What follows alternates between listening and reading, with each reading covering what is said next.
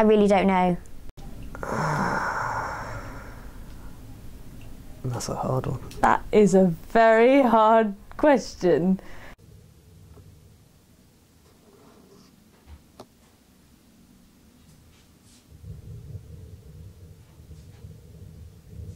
I remember Leonie when she did I'm trying to think.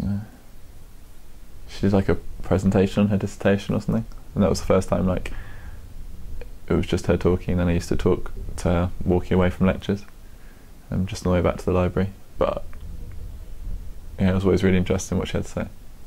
But I don't know what they thought of me at the time. I always wonder what people think. Like, it's like the guy that talks too much. My first impressions of him.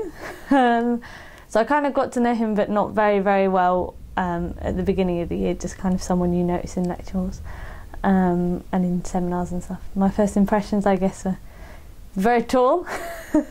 Keir was always the guy that wore his like big hat, like his like trapper's hat, and like sat on like one particular row in lectures. And I remember him always being like that, and then speaking to him at the end of lectures. First impression. Interesting, I think, is the only word I can describe. Because at Durham, you don't really get interesting people, or it's not the standard thing. So Alex just kind of stood out from the people around him, I think. First time I met him, he came round for dinner at my house with my parents, and that was a good start because he had good table manners and he was chatty, and it was kind of then I thought, oh yeah, this could work, I think, as a household.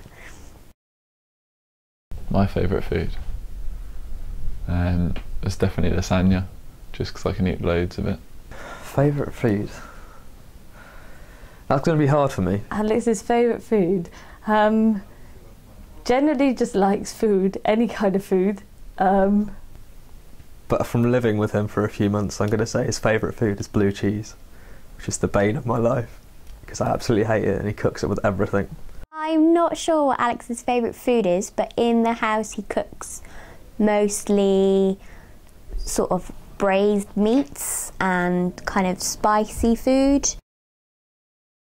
I think if the house was burning down, everyone was safe outside, and I had to like go and get an object from the house, I would I'd probably get my hard drive of like photos, because it's like my only copy of a lot of photos from travelling and stuff, which like I know when I look at them, there's like thousands and thousands, but I know when I look at them, like each one definitely triggers like a memory, or like maybe that is my memory of a time.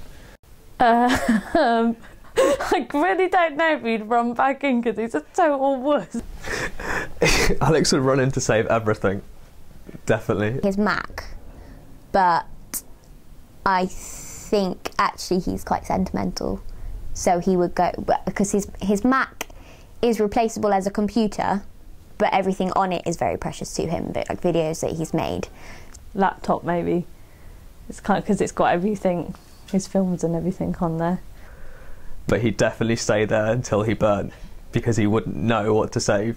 He'd just have this like huge bundle of things in his arms and just be like, and yeah, they'd find his charred corpse. The person that Alex would pick to play him in a film is likely to be someone that it might not come to my mind, or I might not even know who that is. I would cast Jude Law. I think Alex would love to have a film version of his life made. I'm not sure who he would cast though. I'm just going to go really weird, and obviously it wouldn't work, but I'm going to say Gael Garcia Bernal. Even though he's Mexican, I can't speak in an English accent. So in terms of like describing his perfect place, Like a piece of open in England or Scotland. England or Scotland, possibly Wales. Like on an open piece of land, like near a small coppice, like a really old like farmhouse. It would be in the countryside in the UK, in like a farmhouse, I think. Somewhere rural, a nice house, probably quite old. Like open fire. Like open fires and wooden floorboards. No, So, I think that's it. No, I'm cool with that.